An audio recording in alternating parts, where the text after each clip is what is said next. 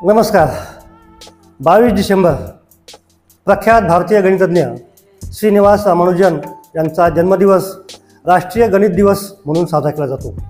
श्रीनिवास रामानुजन यांचा जन्म 22 डिसेंबर 1887 रोजी तामिळनाडूमध्ये झाला.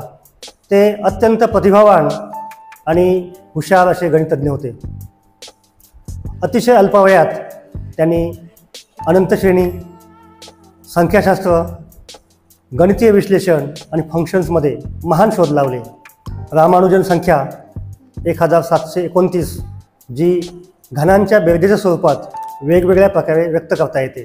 त्याचबरोबर रामानुजन प्राइम्स, मॉड्युलर फंक्शन्स, अनंत श्रेणी आणि सुमारे 3900 पेक्षा अधिक गणितीय प्रमेय त्यांनी शोधली. अवघ्या वयाच्या 32व्या अल्पायुषी वर्षी त्यांचं 26 एप्रिल 1920 रोजी निधन झालं.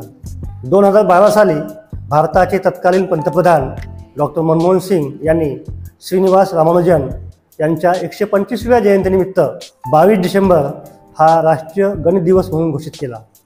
अशा या थोर भारतीय गणितज्ञास आपण एक गणित सोडवून अभिवादन करूया.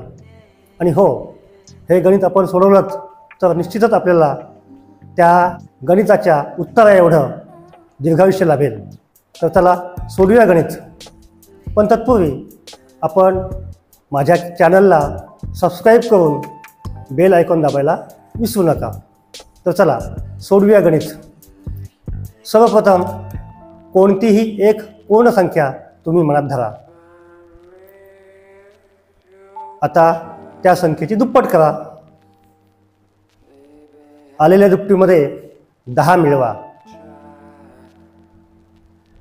आता जेवढे उत्तर आले असेल त्याचे 2 समान भाग करा, म्हणजे निमपट करा.